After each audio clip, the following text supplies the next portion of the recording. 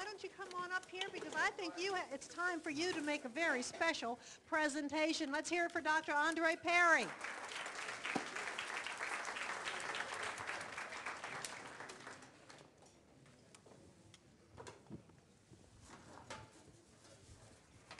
I am pleased, very pleased, to present a small token of appreciation to Dr. Dean James Meza, Jim Meza, for his vision and guidance over the past 6 years. It was his hard work and determination that paved the way for a high-quality system of schools in New Orleans area. Dean Meza, on behalf of the New Beginning School Foundation, the Capital One UNO Charter Network, myself, and Dr. Triplett, and I would ask that Dr. Triplett and Hugh Hamilton to join me. Please, and you can come up as well, accept this small token of our love, respect, and appreciation. Thank you very much.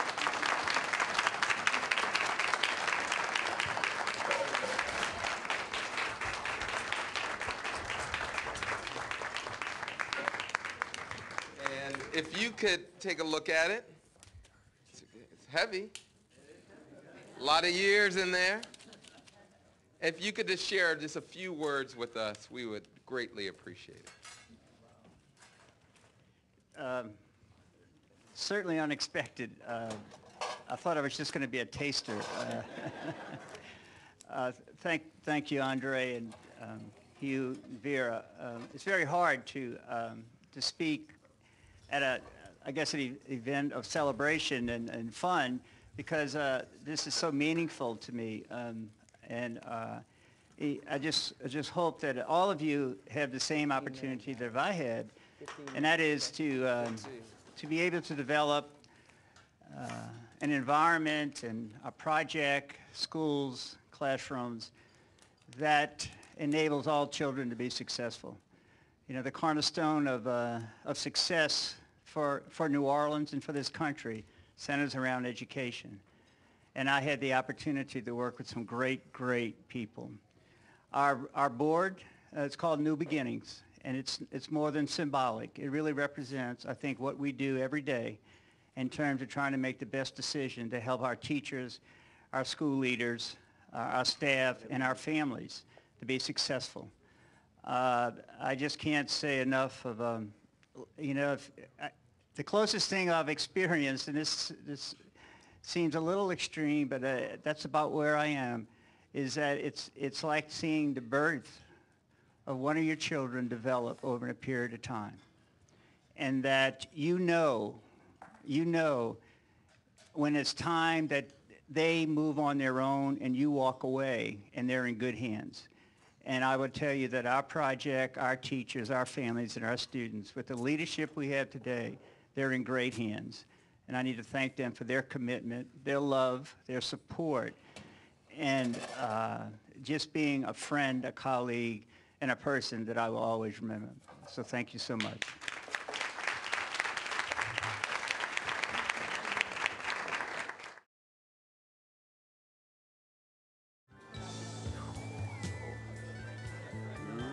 Right towel ready.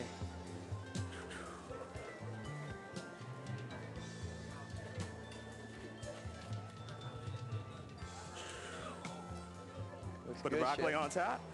Broccoli on top? Yeah. Oh, I see. I got you. You got one up there. I got you. All right. Right, like that. See what we got? Okay.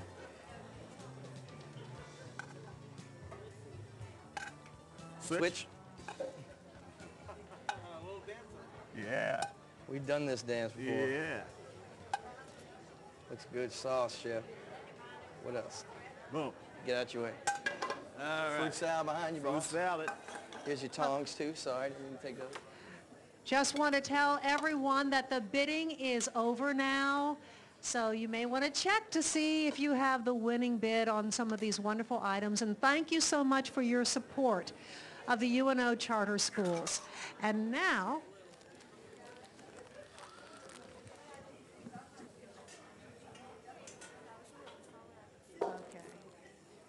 and when the chefs have completed plating, and I just love the way you support and help one another. Wonderful, wonderful teamwork that we have seen this evening from 3 great chefs and 3 great human beings. My teachers taught me that.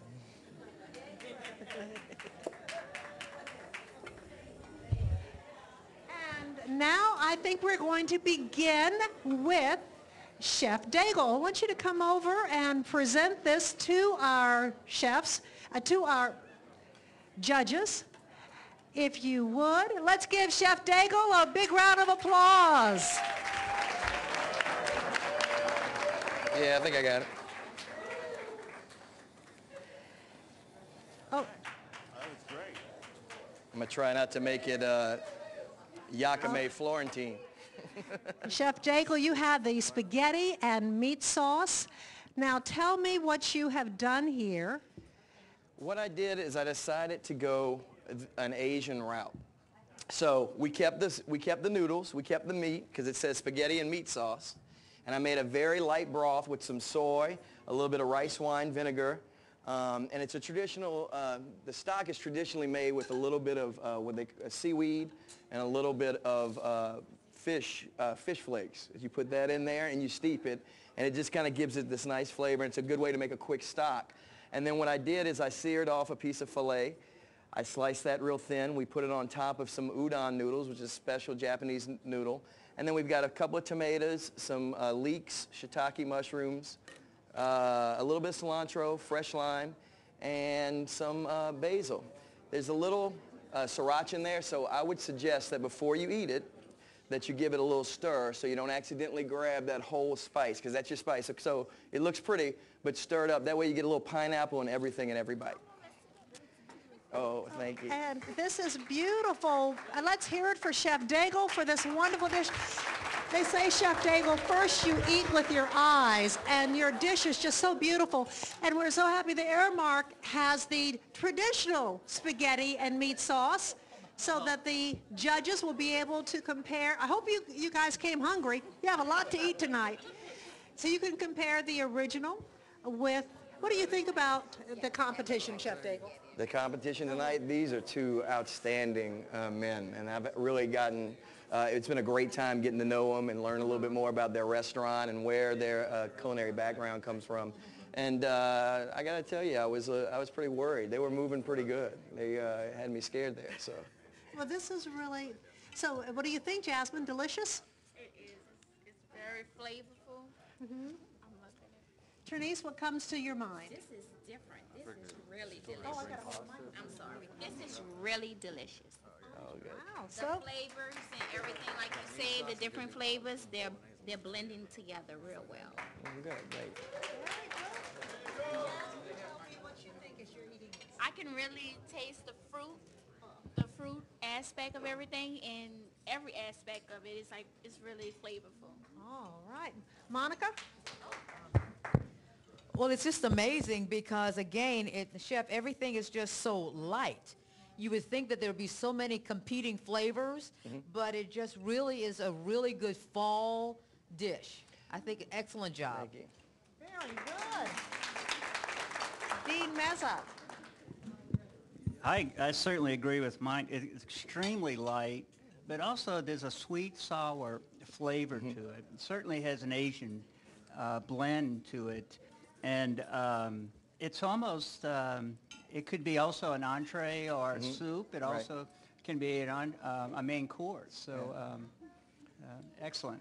Thank you. I've got to tell you, I was inspired by doing this because our children are constantly trying to sneak in ramen noodles at our school.